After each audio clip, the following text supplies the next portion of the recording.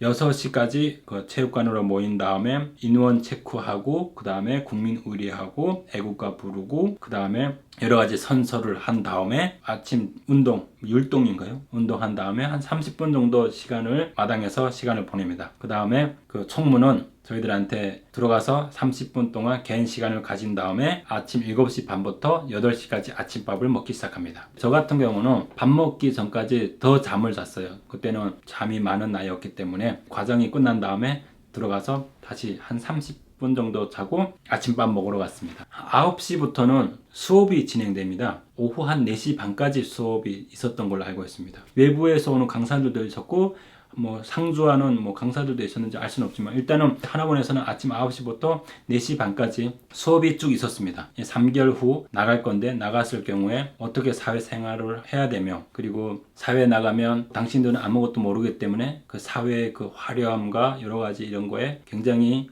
어려움에 처할 것이다. 그 어려웠을 때 어떻게 대처를 해야 되고 이런 거 가르쳐주고 그리고 신용카드 쓰는 법 이런 거 했는데 하나원에 있었을 때는 대부분 강사분들이 말씀하셨던 거는 나가서 신용카드를 만들지 말라라고 말씀을 했었던 걸로 알고 있습니다. 왜냐하면 신용카드라는 거는 내 통장에 돈이 얼마 있는지 알 수 없는데 미리 끌어다 쓰는 거잖아요. 그러다 보니까 돈의 개념이 없다는 거죠. 탈북민들은 돈도 없고 그런데 막 써갖고 나중에 빵꾸 나면 어떡하겠냐. 갚지도 못하잖아요. 고정 수입이 있는 것도 아니기 때문에. 그러니까 신용카드 대신에 만들지 말고 체크카드를 꼭 써라 라고 하더라고요. 그 체크카드는 통장에 얼마 있는 것에 따라서 굵히는 거잖아요. 근데 신용카드는 통장에 돈 얼마 있던 없던 그 신용카드를 발급받았을 때 갖고 있는 한도, 그 한도 범위 안에서는 막 다 굵을 수 있는 거잖아요. 일일이 저는 메모를 했죠.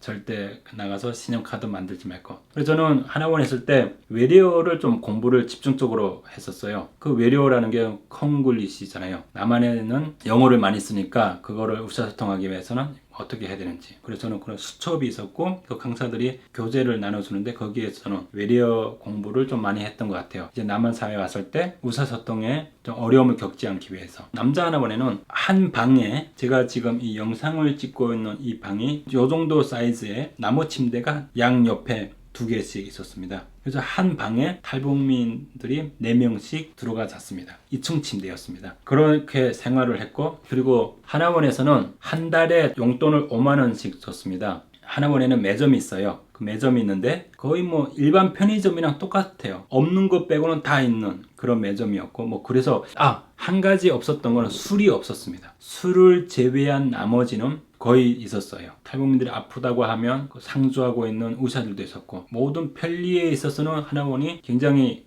좋았었어요. 근데 모든 탈북민들한테 5만 원씩 줬습니다. 근데 그 5만 원을 줬을 때 어떤 탈북민들은 대부분 돈을 다 쓰더라고요. 그래서 다음 달에 용돈을 줄 때 내가 줄 테니까 먼저 돈을 좀 꺼가는 탈북민들도 있었습니다. 그래서 저도 한 몇 번 돈을 빌려줬었던 기억이 납니다. 이 5만 원을 받았을 때 탈북민들이 어떻게 했냐면 남자들이다 보니까 군것질도 많이 안 하잖아요. 그래서 대부분은 담배 사거나 전화를 하는데 많이 쓰거든요. 이 전화기가 꽤 비쌌어요. 편의점에 가면 국제 카드 같은 거 있잖아요. 이 카드. 옛날에 2008년도에는 그 카드가 되게 미리 충전을 해서 쓰는 그 카드 있잖아요. 10,000원 충전하면 몇 시간밖에 안 되고 해서 5만 원이라는 돈이 국제 전화 카드에 많이 썼던 걸로 알고 있습니다. 탈북민들 중에는 꽤 많은 사람들이 제3국에 여전히 가족들이 있거나 저는 딱히 전화할 데가 없었거든요. 전화할 데가 없었기 때문에 돈을 저는 모으고 있었죠. 제가 유일하게 쓰는 데는 담배였거든요. 그때 당시에 담배도 되게 아껴서 피웠기 때문에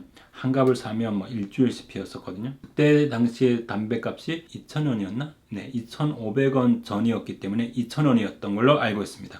그 2,000원짜리 담배를 일주일에 한 갑씩 피우다 보니까 꽤 돈이 남았죠. 그 외에는 군것질 학원에 이런 데 돈 쓰지 않았습니다. 4시 반 수업 끝나면 그 공중전화가 한 4개 정도 있거든요. 그 4개 앞에 탈북민들이 쫙 모입니다. 모여서 막 전화를 하는 거죠. 거기에 줄을 선 사람들이 빨리 통화 빨리 끝내라 막 이러서 약간 그런 트러블이 있고 그랬었습니다. 어떤 사람들은 러시아어로 통화를 하고 그러더라고요. 나중에 물어보니까 그분 같은 경우는 벌목공이죠. 그 러시아에 파견돼서 일하다가 돈을 벌었는데 그 모든 돈이 다 국가로 가니까 본인이 살기 어려웠다는 거죠. 가족들한테도 별로 안 가고. 그래서 살다가 도망쳐서 그 러시아인과 결혼을 해서 사는 그 경우죠. 10년 정도 막 살다 보니까 러시아도 유창하면서 아내가 있고 아이도 있었던 겁니다. 그래서 그쪽에 계속 잘 있는지 뭐 이런 통화를 하고 그랬었던 것 같아요. 지금 갑자기 궁금한 거는 그분은 한국에 아내를 데려왔을려나? 아니면 러시아로 갔나? 갑자기 궁금해지네. 아무튼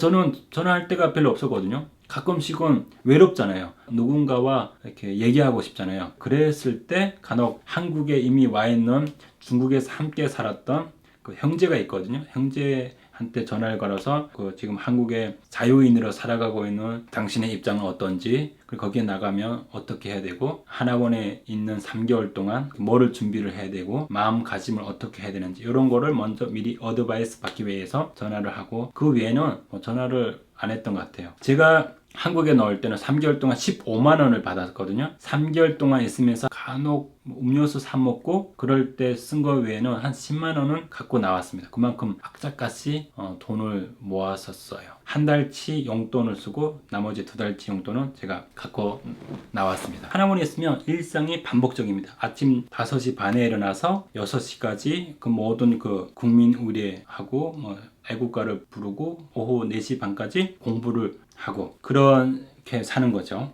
그리고 또 하나원에서 되게 재밌는 거는 종교도 공평하죠. 불교만 오는 게 아니고 기독교도 오고 천주교도 오고 이 세 개의 종교가 하나원으로 들어옵니다. 하나원에 이렇게 반복적인 일상을 살다 보면 낯선 사람이 그리워지고 낯선 사람이 갖고 오는 그 스토리도 되게 궁금해지거든요. 외부인이 하나원으로 들어온다는 그 생각만 해도 마음이 설레게 되는 거죠. 그게 바로 그 외부인과 만날 수 있는 시간은 주말입니다. 그 일요일을 되게 목 빠지게 기다리는 겁니다. 그 기다리는 이유가 기독교 단체가 들어오면 그 교회에서는 보통 오징어 혹은 초콜릿, 오렌지 주스 이런 거 갖고 왔거든요. 거기에 가끔씩 찬양해야 되니까 성가대도 오고 그러거든요.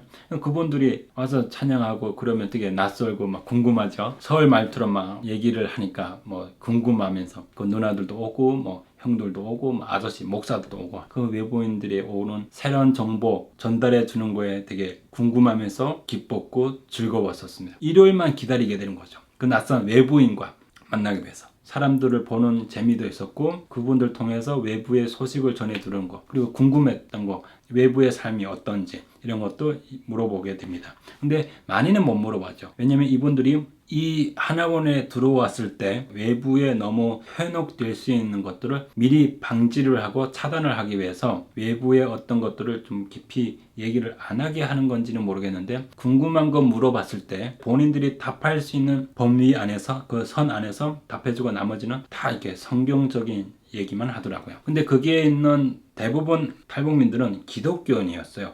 예수를 확실히 믿는다, 믿음이 있다 없다라고 단정 지을 수는 없지만 중국을 통해서 오면서 첫 접한 종교가 그 기독교이기 때문에 많은 사람들이 기독교로 가더라고요. 두 번째로 많은 종교가 불교였습니다. 그 천주교는 별로 없었는데 무신론자, 종교가 없는 사람들이 기독교도 갔다, 기독교에서 뭐 간식을 먹고 바로 불교 가고 이렇게 이런 사람들도 있었습니다. 그래서 또 어떤 경우는 이게 다 80명이 다 남자들이다 보니까 종교 단체들이 들어왔을 때 이쁜 누나들이 있는 곳으로 가는 사람들도 있었습니다. 그 종교 단체 왔을 때 얼마나 많은 이쁜 누나들이 있느냐 없느냐 따라서 많이 가는 경우도 있었습니다. 한 달이 지나고 한 2달 정도 지나다 보니까 이제 곧 저 위로 2개 기수가 있었다고 했잖아요. 사회로 나가야 되거든요. 탈북민들이 이제 곧 나갈 순서가 되고 그러면 반드시 하는 게 있었습니다. 저희 모든 그 80명이 되는 이 탈북민들은 큰 강단으로 모이게 합니다. 강단으로 모인 다음에 남자 하나원에 있는 그 탈북민들의 인원수만큼 쪽지를 만들어요. 그 안에 뭐 이름을 쓰겠죠. 지역 이름을 씁니다. 뭐 서울 몇 개. 이 대한민국에 있는 모든 지역 이거를 다 쪽지에 적고 제비뽑기 하는 거죠. 예외가 한 가지가 있는데요. 제비뽑기에서 자동으로 빠지는 사람이 있습니다. 그 바로 총무와 부총무이거든요. 총무와 부총무는 제비를 뽑지 않고 바로 하나원 직원이 그 혜택을 줍니다. 3개월 동안 뭐 수고를 했으니까 그 수고한 대가를 제비에서 뽑아서 본인들이 원하는 지역으로 가게 하겠다라는 뭐 혜택을 주거든요. 그 총무와 부총무 같은 경우는 첫째, 제비 뽑는 사람들에게 가지 않는 완전 큰 어마어마한 혜택이죠. 제비 뽑기를 해야 되는 탈북민들한테는 엄청난 부러움의 큰 혜택이거든요. 바로 서울에 갈 수 있는. 평수도 달랐습니다. 그래서 이분들은 그냥 자동으로 서울집이 배정이 되고 본인이 가고 싶은 곳이 주어지는 겁니다. 엄청 부럽죠. 이 탈북민들은 무조건 서울을 희망을 하거든요. 총무들은 자동으로 빠지니까 나머지 사람이 제비를 뽑아야 되는 거잖아요.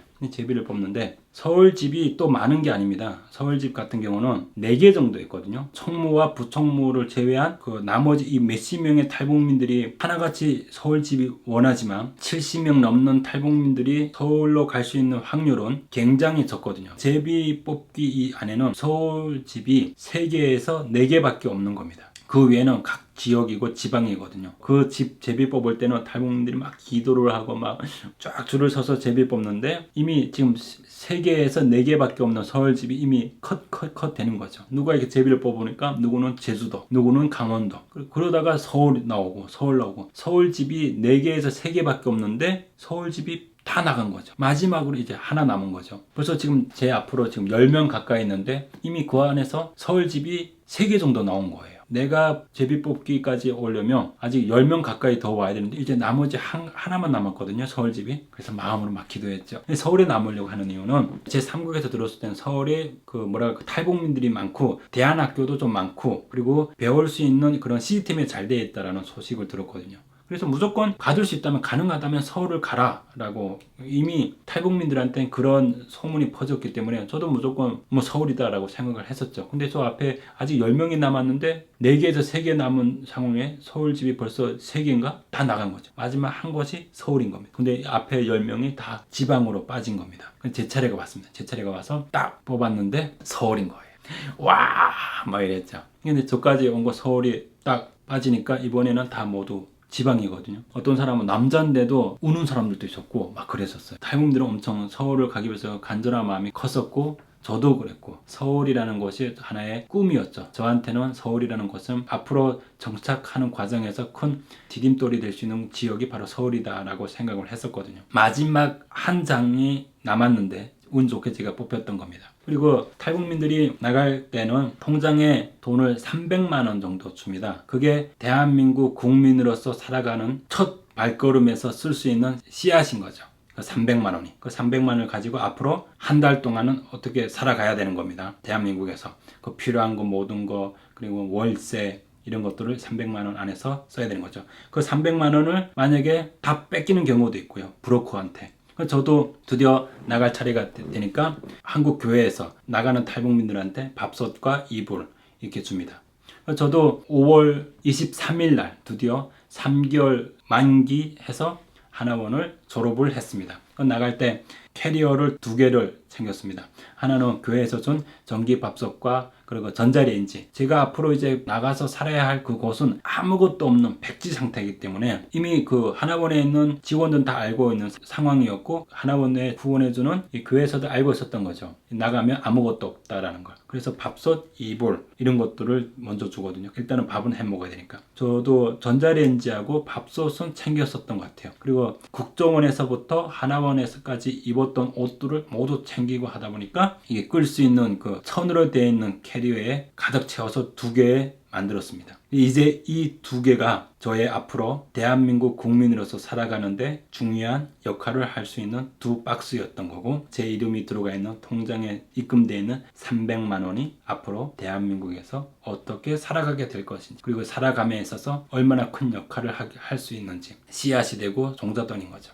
저는 그렇게 드디어 5월 23일 드디어 하나원을 퇴소하게 됩니다. 오늘은 저의 하나원에 있었던 모든 얘기는 여기서 끝내고요. 그리고 이제 다음 영상은 하나원에서 나오고 이제 앞으로 혼자서 어떻게 대한민국 국민으로서 살아가게 될 그 정착 스토리를 얘기하도록 하겠습니다. 리얼 답이었습니다.